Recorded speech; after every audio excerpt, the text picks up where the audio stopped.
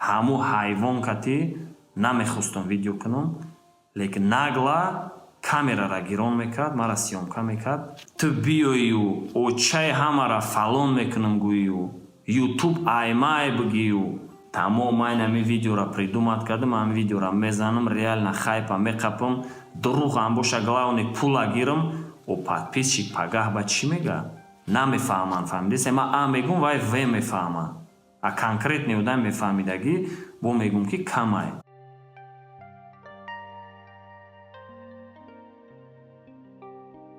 Хайна Фахриддин шармандагиёта бировардан. Ман Трампқа мегуфтам ки бас ки натури наки дигам хеле. Ту дар видео фақат хта таъриф мекунӣ, мегӯӣ ки ман хоҳарои апои тоҷика ҳимоя мекунам, очаҳошона фалон мекунам, касе нисбати ӯ ягон видео мекуна. Худозада ина кори хта нишон додан. Гапу кори хта ина бировардан дар ютуб палёнид кардан, натури шармандагиёта бировардан. Ман ҳамқа мегуфтам таки на ки ярӯз на ярӯз шармандагиёта мебирора, на шармандагиёт биромад. Хоб мотра бародар мегуфтем, аям Нижний Новгород омади, нагла дромади кабинети ма сёмкара сар кади. Мо ҳичи нагуфтем, дили нияти бад надоштем. Лек ту худозада дили нияти бад доштӣ. омади хости мара дар пеш подписчиком сиёҳ кунӣ. Ай дастат омад, ту реально ҳамин кора кардӣ. Ҳамун видеое ки ман хато кардам, реально қати ту сиёмка кардам, дар канала мондам. Ай пушти ту шида, ай пушти ҳамун видео шида. Имрӯз подписчикома дар недовольство предъявлят кардестиян ки бародар ту не стоит буд қати ҳамун мақсад видео кардан. Рост мегам подписчиков, ман иҷа хатогӣ кардам реально. Ва ман официально пеши подписчикода, ай ҳамун подписчикое ки недовольни буданд мақсад ман қати ту ҳайвон видео кардам, аямашон узр пурсиданиям, чиста сидқан ина официально мара бахше, барои он ки ман хато кардам, қати ҳавай девона мақсад видео кардам. Лек аки мо ура бародар мегуфтем, то ин ҳамин рӯза бародар мегуфтем, дили нияти бад надоштем. Леки ӯ ҳайвон натури омад, корша кард, хест рафт, ина кайф када гаштай. аз зарараш мақсад расида, на зарараш мода расида истодай. Лек баъди ҳамин видео шояд подписчикои канал мегуфтагистанд ки хай гап нест брат, на официально мақсад видео кардӣ, ҳамаша фаҳмондӣ, мутра мефаҳмем. Кадоме агар реально мардак бошад, дил дошта бошад, мара бояд фаҳма. Ва ман қафози баргаштаниям мақсад ай аввал кадоме қати мо бояд сар карда будем, дар ёдтон боша, мо подписчикора дона дона мечиндем, мақсад ба фикри ӯ навигатор мекардем, чӣ видеое мехостам мекардем. Мо боло париданӣ нестем. ҳамун вақт ба ёдтон биёре, фари гап надорум буд, Шероз Таҷик блог буд, Ашуров 10 буд, Барада буд, Ҳамнаво буд.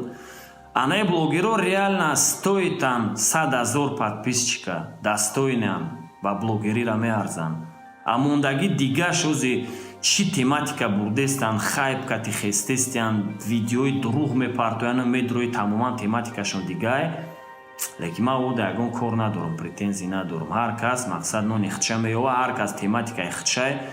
Лек мақсади ҳамин видеои ман официально дар пеш подписчиков, мақсад ҳақиқати ҳамин гапу кора бирорум ки баъд нагӯянд ки ина шумо ҳам договориться мекардед, фақат видеои договорной доштед. Не, ман қати ягон блогер договорной видео надоштам ва ояндадам карданӣ нестам. Ва дар охир бачаҳо ма чӣ гуфтаниям? ҳамун бача действительно беақлай, действительно ман мегум тона беномусай.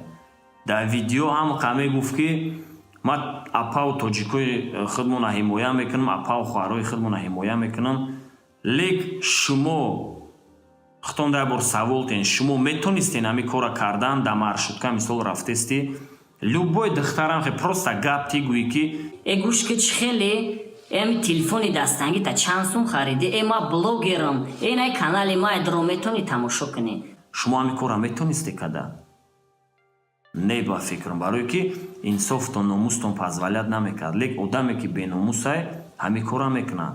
нагла чихе ту меравӣ хита дар пеши як одами дига мегӯӣ ки ту мара нигоҳ кардӣ, ҳатто ма шинохтӣ. Ма блогерам, бародари тоҷик нашинохтӣ. Ма ина канали ма доро подписатся кард. нагла шумо метонисте ҳами гапа бигин. олиҷа бачаҳо бо гап мекунанд ки о худат барои чӣ қадри ҳамо видео кардиу дар бораи ҳамо зинам хеле гапҳоро задастӣ. ма боз як бор дига фаҳмонданем. мо ҳамо одама бародар гуфтем. ман намедонистам дар планои ӯ чияй, дили ӯ да чияй. фаҳмидестем? вақте мо як каса бародар гуфтем, мо бародар мегем. хеле айқафош ҳархе гапҳои пасту баланд намезанем.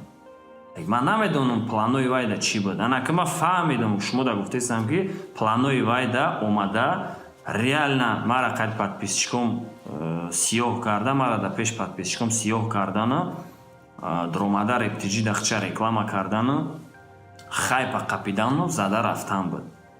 действительно омад, ҳами кора кард, рафт, лек чӣ фоида гирифт? худша просто шарманда кард.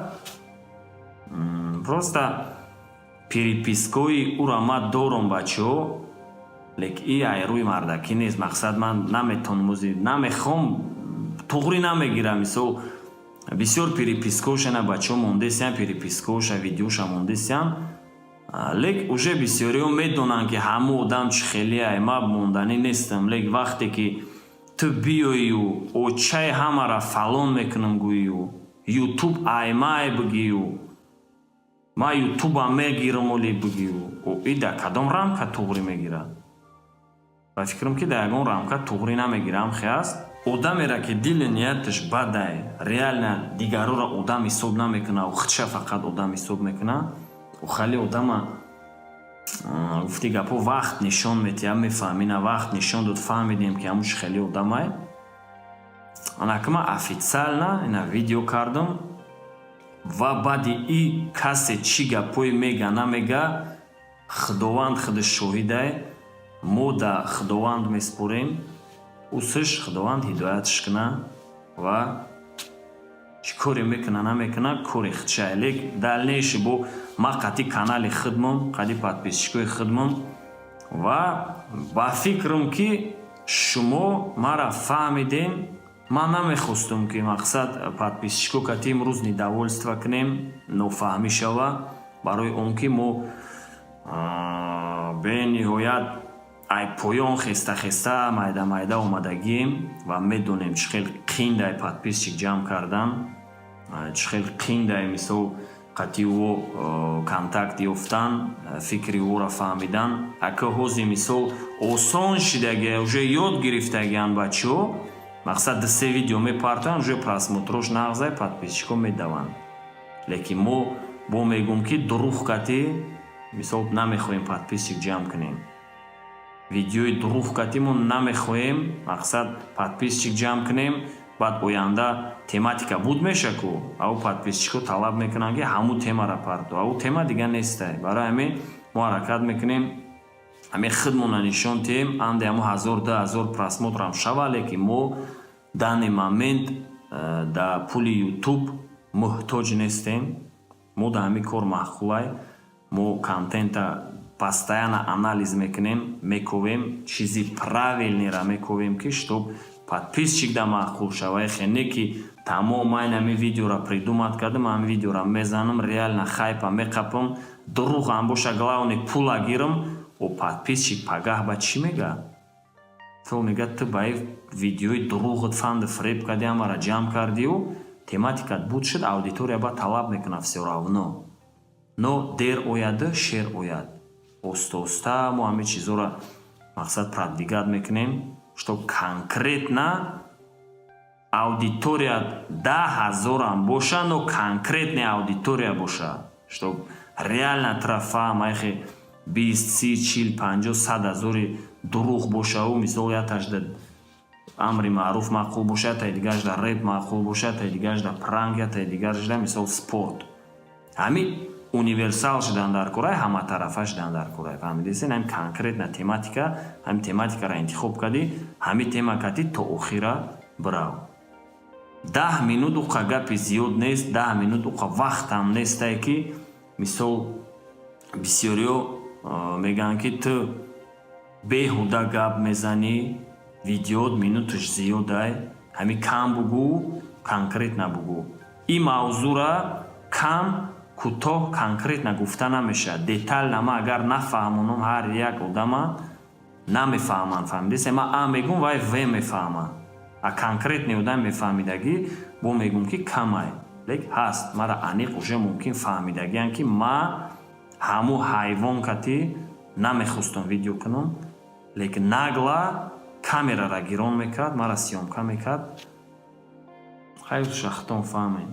Мардак хеле паступка намекунад. Барои ҳамин худованд ҳар каса ҳидоят кунад, дар паноҳи Аллоҳ бошед, сарбаланд бошед, ҳамаш айбпешай, вақт ёфта контенти аҷоиб сар додан мегирем. гуфти гапо ютуб охир надорад. Барои ҳамин бошед саломат, интизор шавед, видеои мошини айбпеша намаш мешавад, худо хоҳад.